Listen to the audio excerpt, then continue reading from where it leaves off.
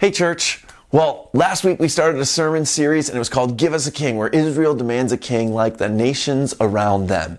And we kind of learned that you got to be careful what you wish for, right? You might just get it. And in this case, this week, we're going to see that Israel gets Saul, a king like the nations around him. And so in order to prepare for this week's message, I was trying to think of what to suggest for you. And I kind of think that it would be valuable for you to either do one of two things.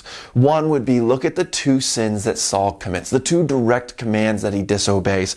And you see a command in 1 Samuel 10 verse 8 where Samuel gives him a specific thing that Saul is supposed to do, or you see a command in 1 Samuel 15, 2-3.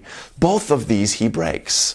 In 1 Samuel 13, you're going to see him break the one from chapter 10. And in 1 Samuel 15, the very next few verses, you'll see how he doesn't obey that command of the Lord. Both of which are the reason that God rejects him as a king and seeks someone after his own heart. And so I think that would be a really valuable context for you.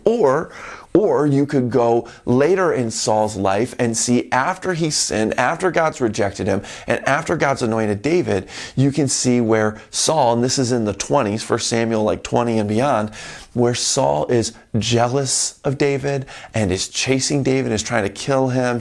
He murders a city of priests and their wives and children. You see the difficulty and the instability and the sickness that is there in this disturbed king. And so, one, you see the sins that he commits that causes him to reject, or two, you see the results of his rejection as a king, ultimately showing that when we try and take the place of God, we fall apart.